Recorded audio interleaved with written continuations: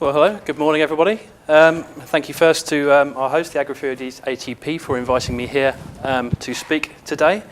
So yes, as Mary said, I'm James Dancy, I work in DEFRA.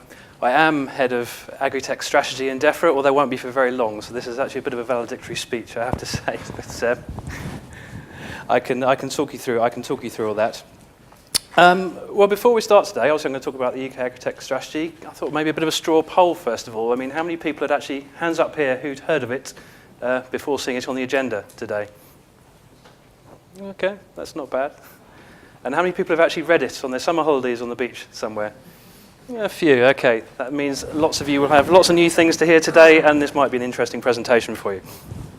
So what I'm going to talk to you today about is a bit about where the strategy's come from, what it's for, what the main challenges are we're trying to address in it, how we plan to address them, and how you can get involved and keep engaged with the process as it goes along. I'm going to speak for hopefully around 20 minutes and leave a bit of time for Q&A afterwards. Left click, hopefully, yep.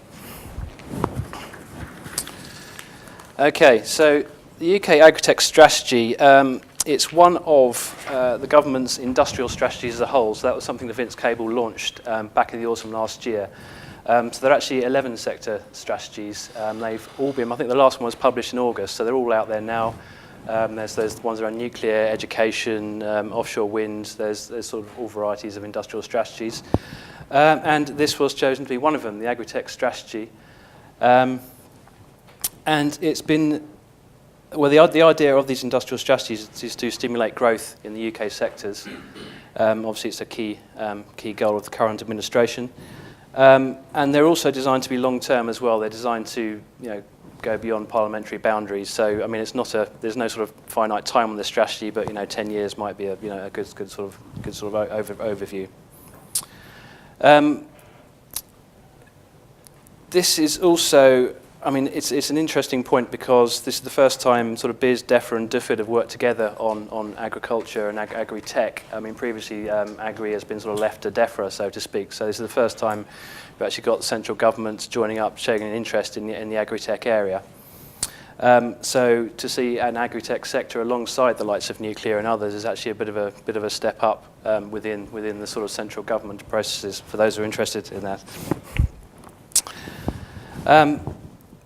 So yes, as I said, I mean the strategy was developed. It was a joint team between BIS, the Business Department, DEFRA, Department for International Development, which is sort of unusual in government to get everyone working alongside each other, and it's drafted alongside a leadership council. So there were lots of sort of consultation with industry as we drew up the strategy, and the leadership council, who I'll come to the membership at the end of the presentation, also helped draft it. So this isn't just a government document that sits there as a standalone thing. This is something that was developed with industry and designed to work with industry to move forwards.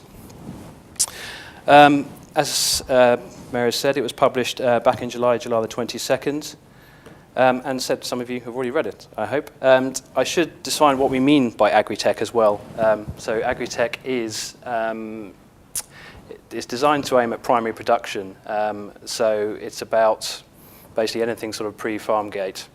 However, what we want is sort of industry to join together. So we are talking about farmers, we're talking about food retailers, we're talking about food manufacturers, we're talking about supply chains that may be seed suppliers, etc. So it's everyone joined together, and we want everyone to join together to support primary production.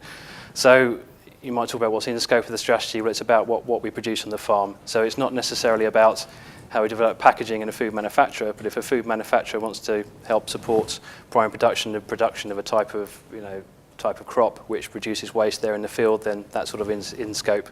So that might be a bit confusing, but I sort of wanted to sort of say what the scope is. The vision for the strategy, that the UK becomes a world leader in agricultural technology, innovation and sustainability, exploits opportunities to develop and adopt new and existing technologies, products and services to increase productivity, and thereby contributes to global food security and international development.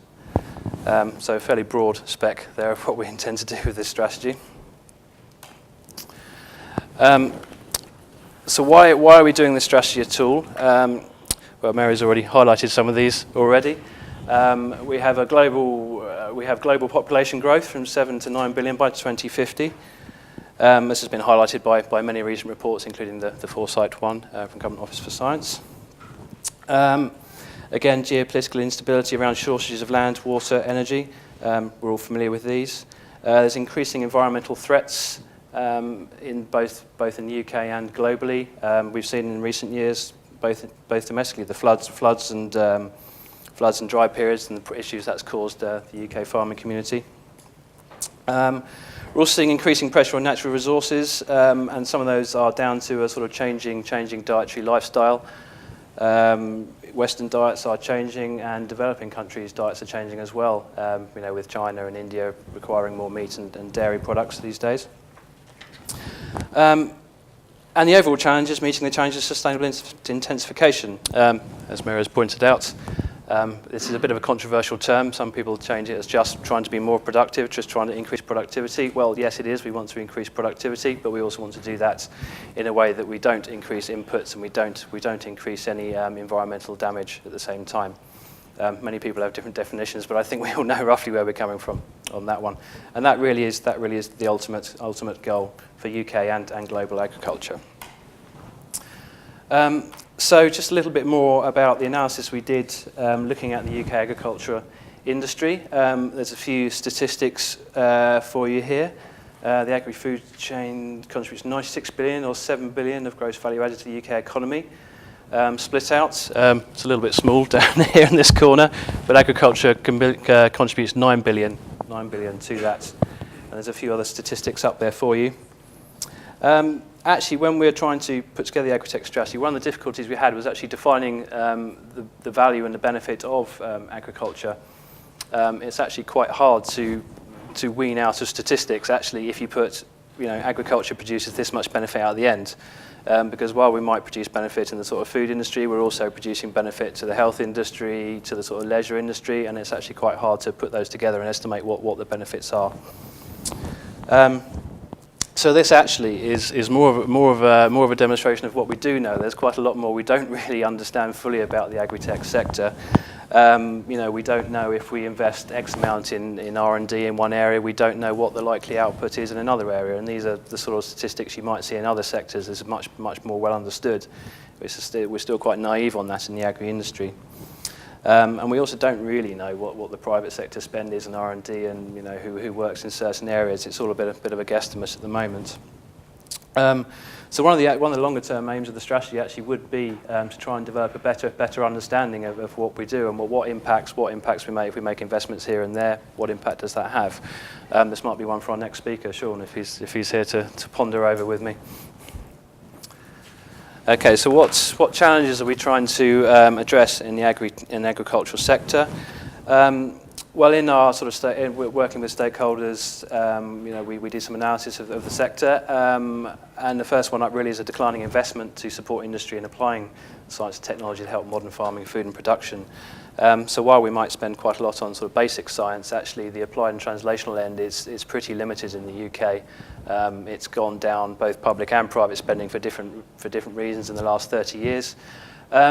But the agri-tech sector is not alone in that. That's actually very similar in the UK. There are other sectors who suffer that problem as well.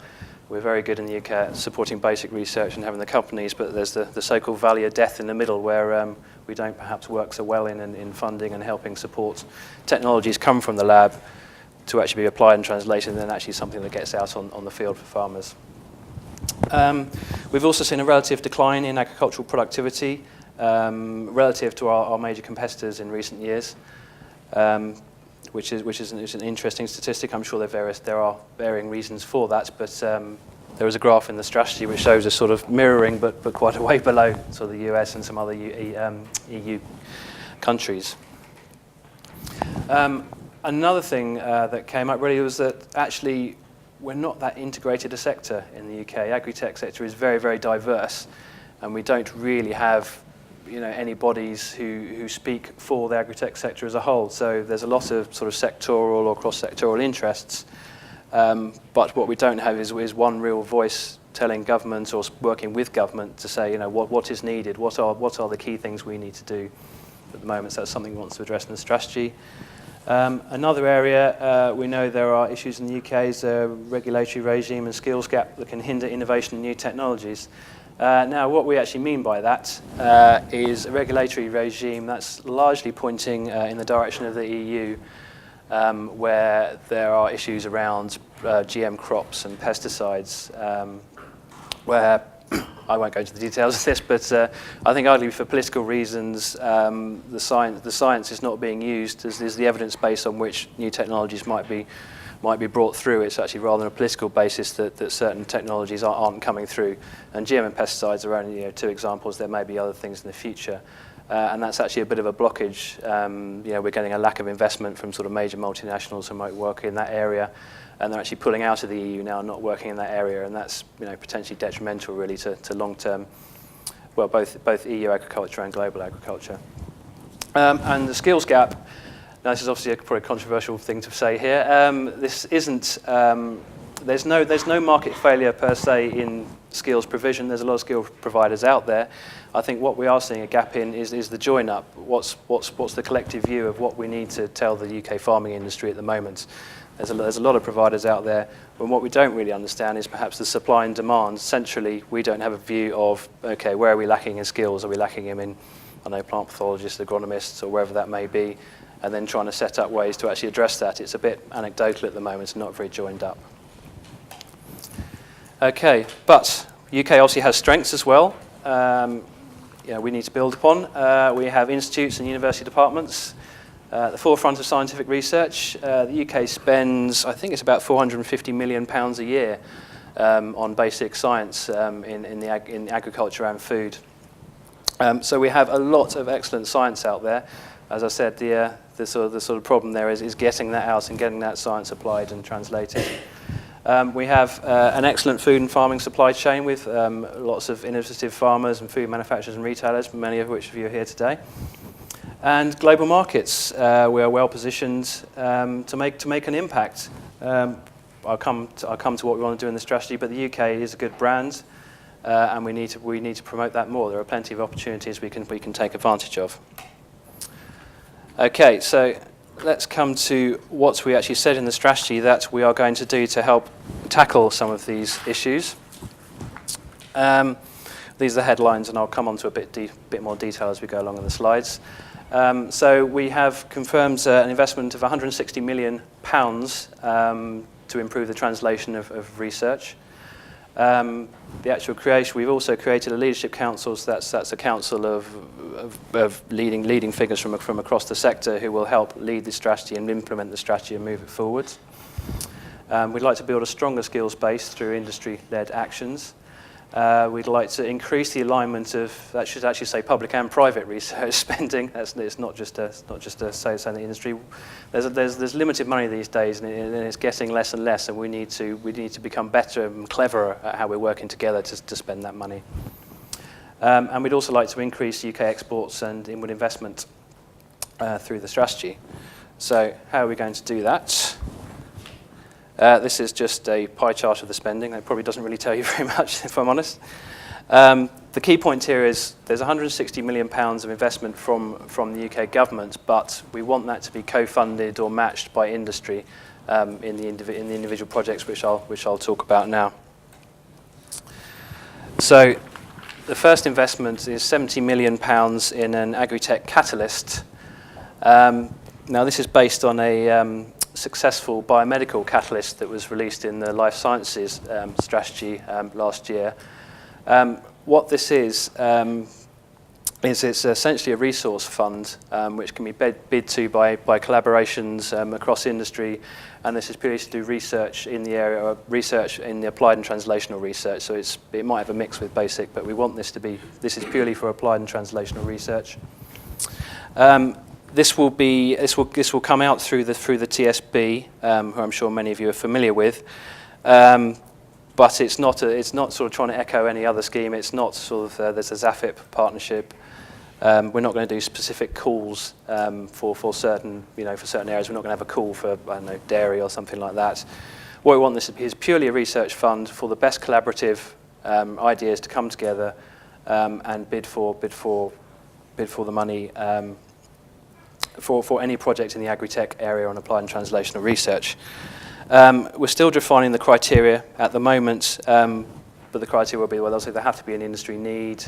There needs to be an industry, there needs to be an industry pool for that, and again, it has to be collaborative. So this is not just grabbing money for research institutes who are there already. We want true partnerships with the sort of supply chain or the food retailers, with academics to come together to drive things that have a benefit for both.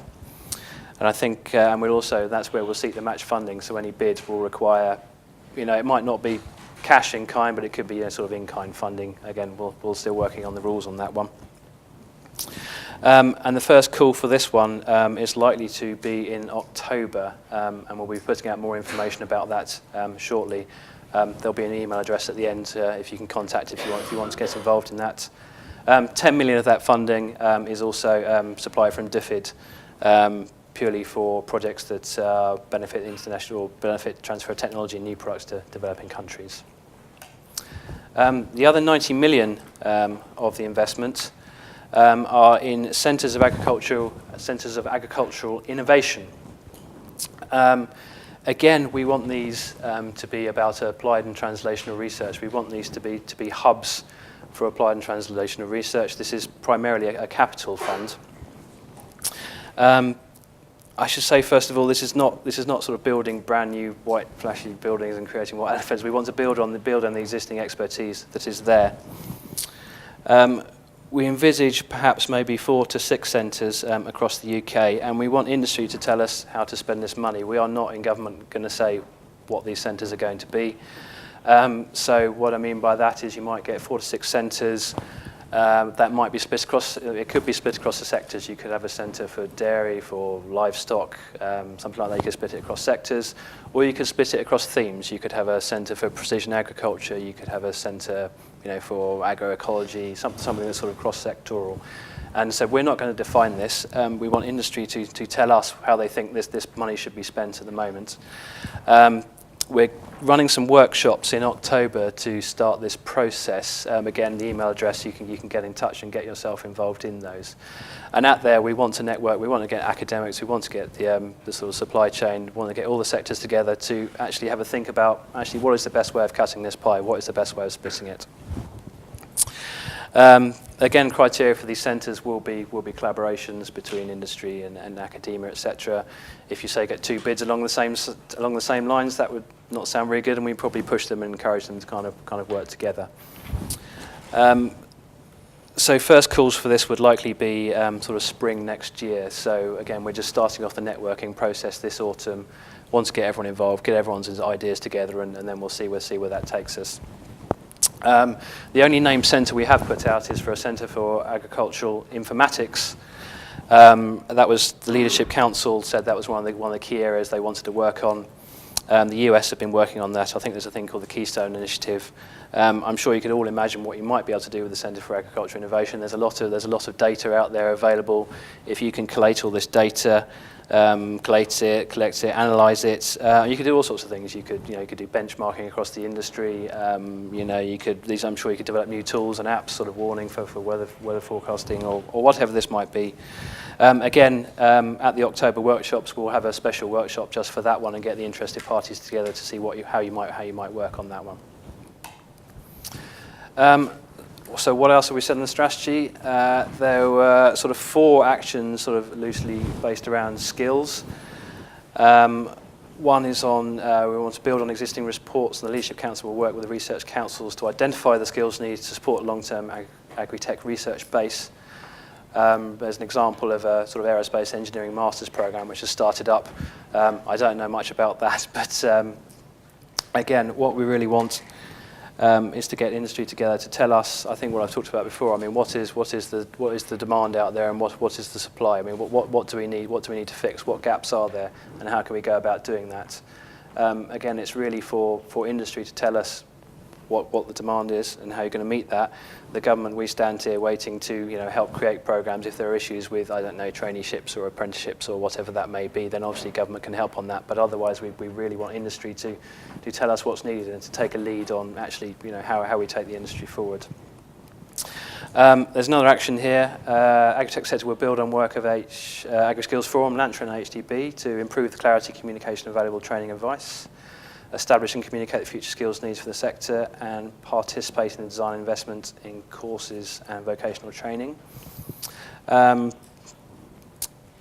Again, as I said, this is very much something we want industry to take forward. I know Tess Hour from AHDB is here today, and they've released a skills strategy out for consultation. I think it closes next Monday, but I'm sure you can speak to Tess about that. And that actually tries to address some of the issues in here, and that tries to get the industry together to have some of these conversations. So I'd encourage you all to get involved with that. The other actions in there were for the agritech sector to improve coordination and integration of on-farm demonstrations and use of demonstration and monitor farms. Again, this is really about just getting sort of best practice out to farmers. So I guess a lot of what I've talked about today is developing new technologies for existing challenges. But actually, there's a lot of worth in actually if farmers if a lot of farming community took up the skills that are available that are there already, you'd actually get an increase in productivity and competitiveness in the sector. There is a lot of on-farm demonstrations out there, so we're not promoting we need any more of these. What we really need is those people who specialise in that area to get together and think about how they might work in the centres in the future. How will they get out if we're going to develop new and apply new technology? How are we going to get that message out there in a coordinated manner? And finally, and importantly, the government will work in partnership with the agritech sector in the design of the next rural development programme. I mean, this is an important part of where we have some money from the EU to help support the sector, and we need to make sure that is aligned with the aims of the Agritech Strategy, which is in train now. From the trade and investment side,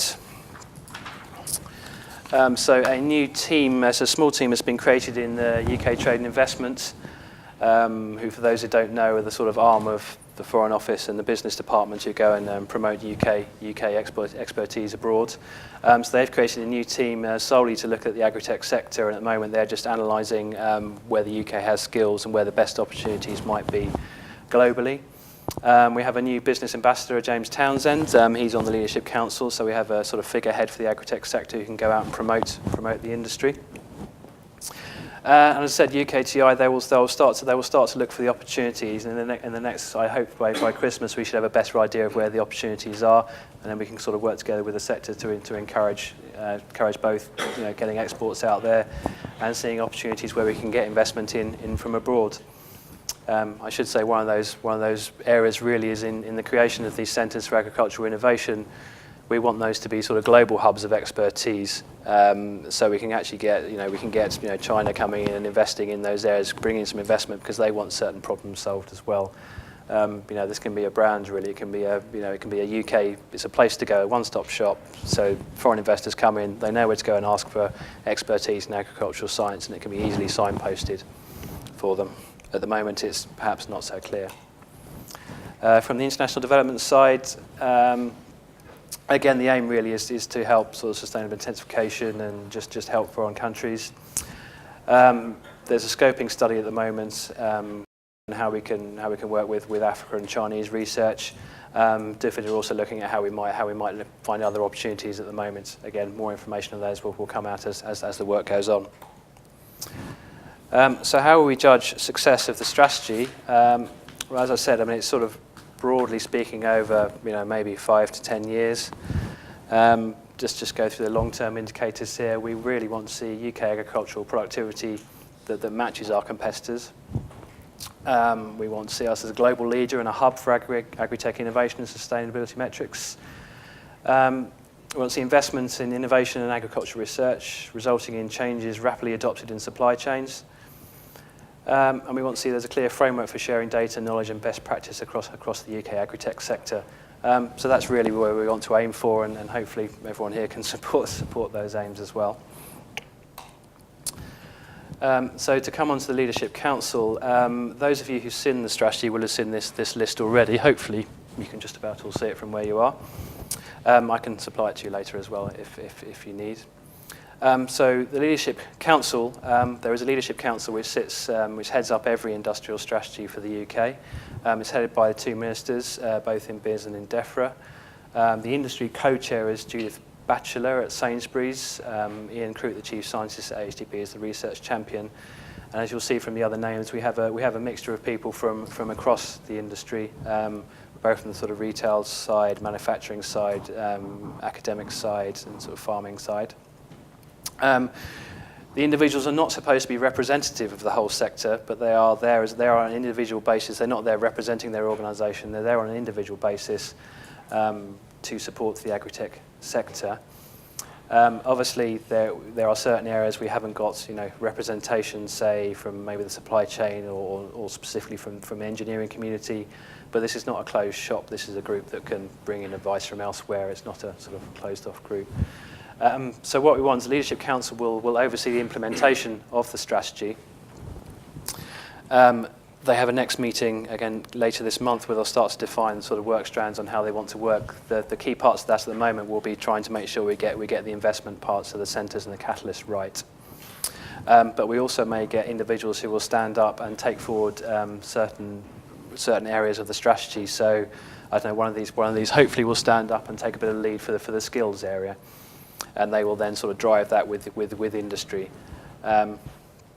So if there is a sort of skills area, we may see, as we've seen, HDB may take a bit of a lead on that. We may get other industry bodies involved. So you might get little subgroups just forming off the side with one of the Leadership Council sitting on top of that and just giving a bit of oversight and direction of what the Leadership Council wants to see. We also want to make sure this is a process that's visible to everyone. So there will be a sort of strong communication strand. I think there'll be an email account, a Twitter account to make sure everyone can get signed up so we can tell you about the goals and what the strategy is trying to achieve, what the goals are, and getting you involved where need be and sort of signpost you in the direction of where the bits of work might end up. So timeline, I think I touched on some of these things already. So the strategy was launched in July. So the networking events on the centre start to happen in autumn, and a call for the catalyst will come out around autumn this year. As we move into 2014, then we'll start to work on calls for the centres and maybe a second round of the catalyst call. We will give more information out as we start to define what the work strands are and how the Leadership Council members are going to take this one forward. So if you want to get involved, if you haven't already, this is the sort of main mailbox to email your interest. Again, literally just write in, make sure we've got your name so we can put you out on any other mail outs or calls that we have in the future. Or if you have any particular ideas and around any ideas, you want to put your hands up for taking forward any actions, then do just come in, put your ideas down, speak to us, and just tell us what you want to do.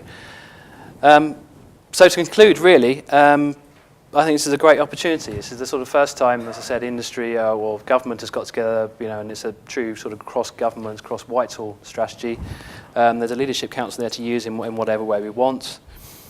And this is a bit of a start of a process. So this is not a strategy that's just plonked on the table, that's it, and left gone ahead. This is the start. This is setting out what a sector is. We need to work with industry to actually improve that sector and make a success of it. So hopefully, there's many of you involved today who hopefully will stay involved as we go along. You can all keep engaged, and we work to make a success of the strategy as a whole.